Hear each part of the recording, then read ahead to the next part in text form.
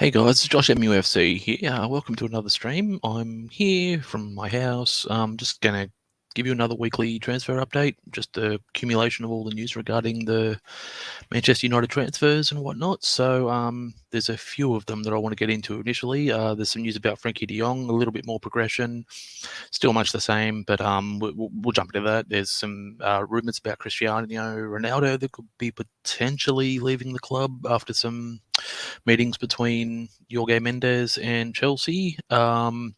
And just a wrap up of some of the incomings and outgoings that are sort of lesser news stories along the way. So we'll start off with the Frenkie De Jong story.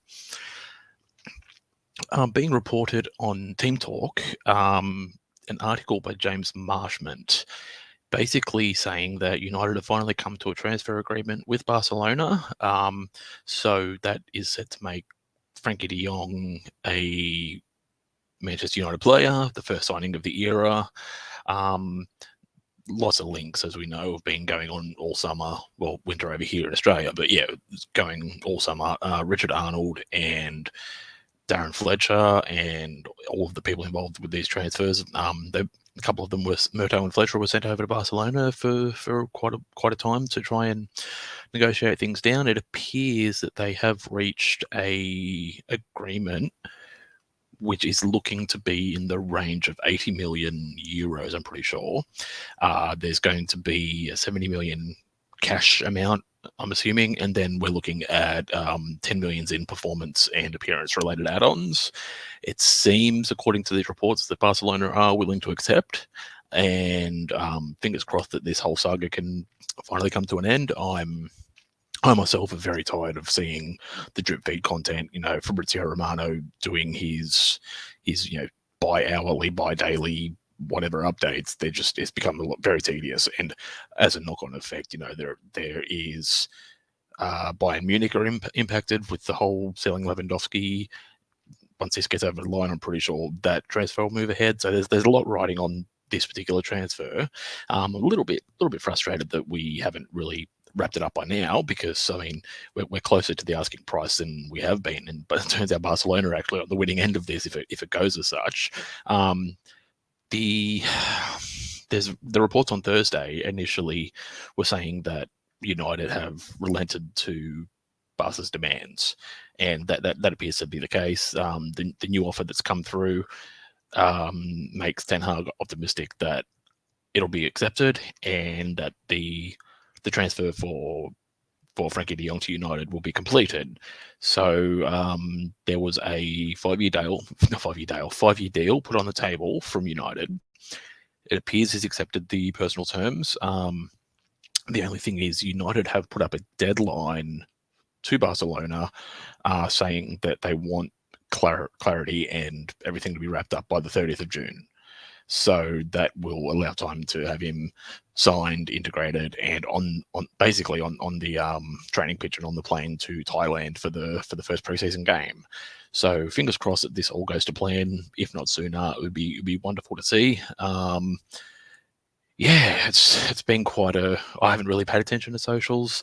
A lot of United fans are getting outraged, as I said in last week's thing. I'm not paying too much attention because it's not worth it. If you're too married to the club, too emotionally involved, it can really impact the mental health and I guess your well-being and feeling towards the club. So hopefully, for all United fans out there, this is not too far away from being done. As the reports are saying, everything seems very optimistic, and Ten Hag seems optimistic. The club seems optimistic, and Barcelona are getting close enough to what they wanted for him anyway. So it seems like everyone's going to come out of this happy.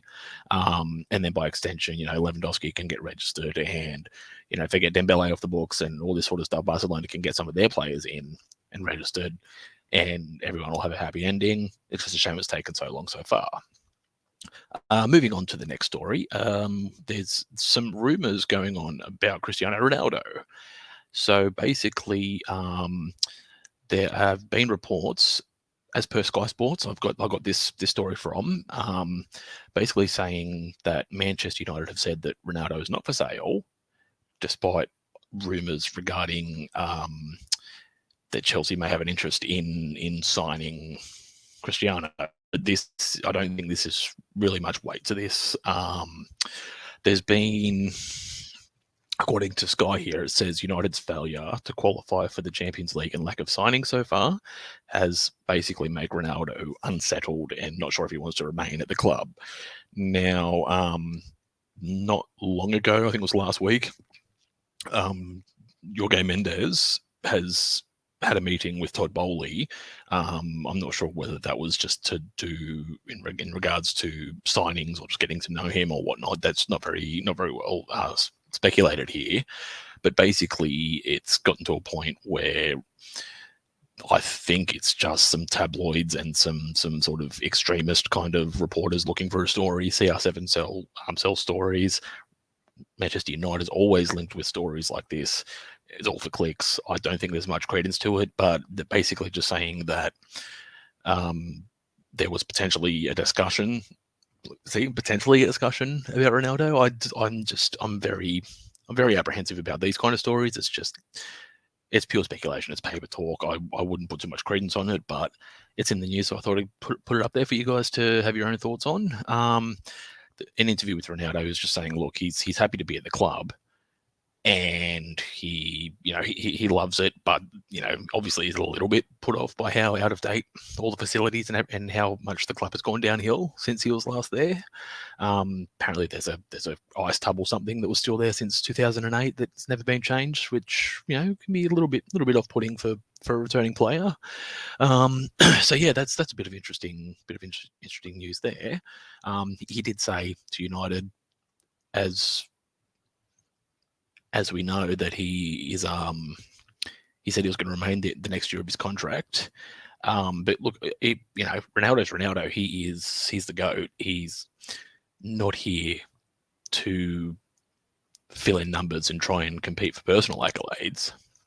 He came back to United, and I assume under the idea, like, we finished second, and we signed Sancho, we signed Varane, and that is enough for any player to go, okay, there's definitely something going on here. And obviously, last season was what it was. So it's pretty irritating it's going that way. I think, I wouldn't be surprised if Ronaldo did even just dip his toe in the pool and just be like, hey, look, while you're there, just have a chat, see if there's anyone that might be willing to take me. There's a link with Bayern Munich as well, that he could potentially go there. These are only loose, and I think a lot of it is tabloid discussions. Obviously, just trying to get clickbait and traffic through their websites. Keep an eye on it though, because there could be movement later in the window if we don't get enough signings or quality signings.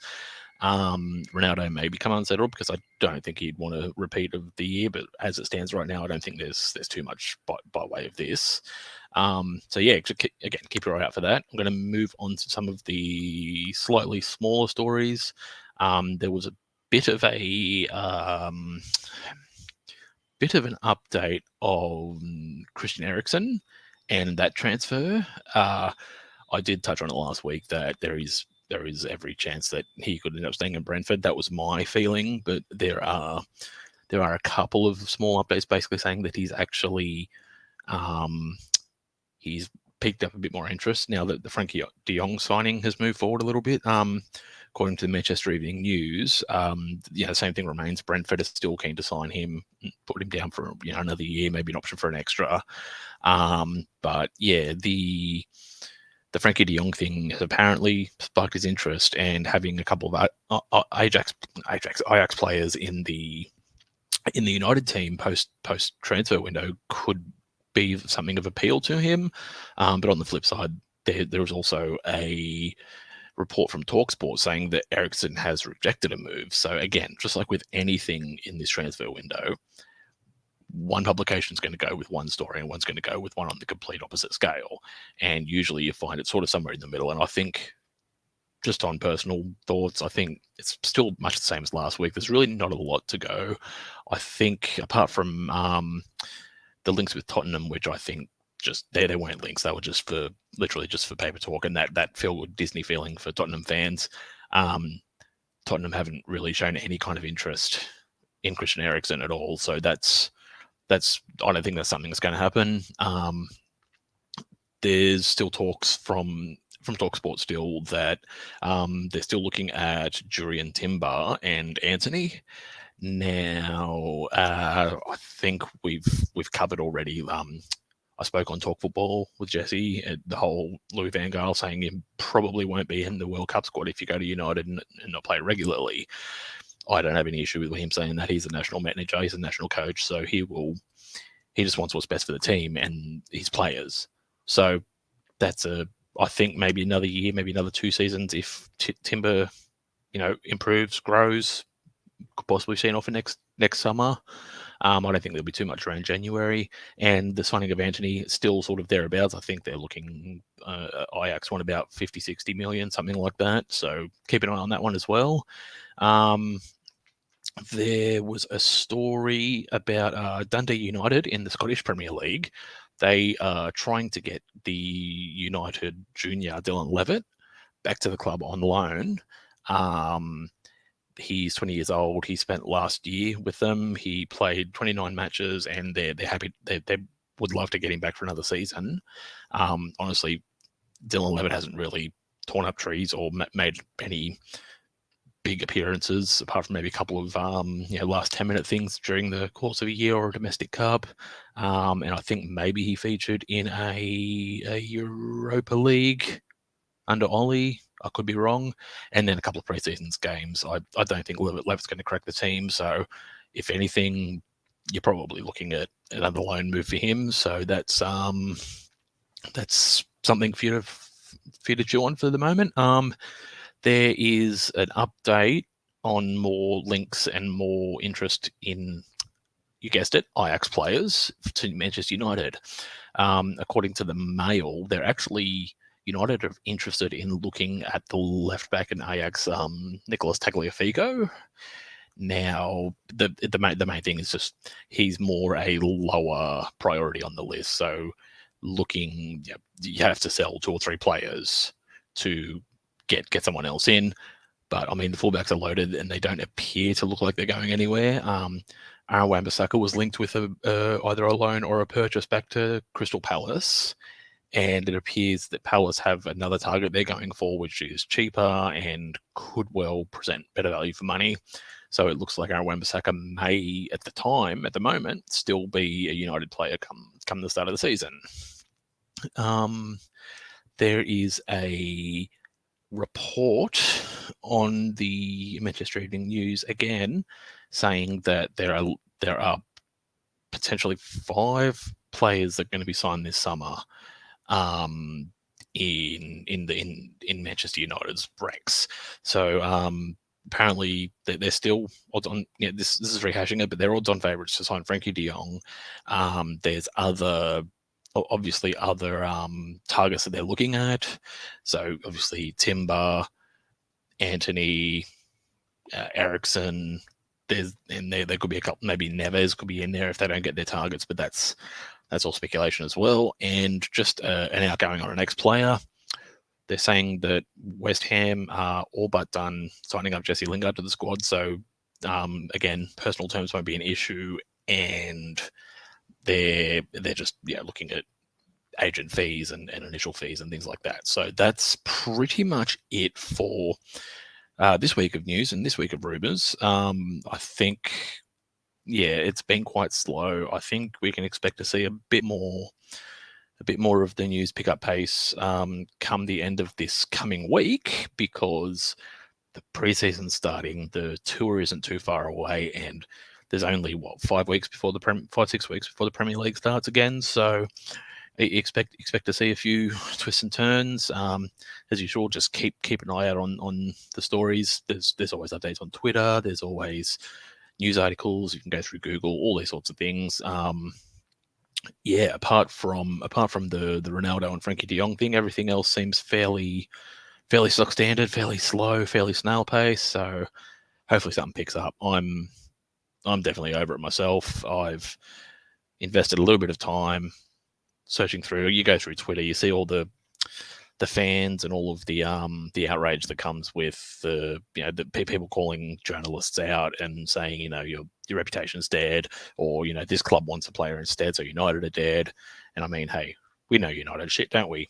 Yes, we do. So yeah, it's just Yoda speaks, and he is the god. So we have to listen to this. But look, I'll leave you guys to it. Just a quick update.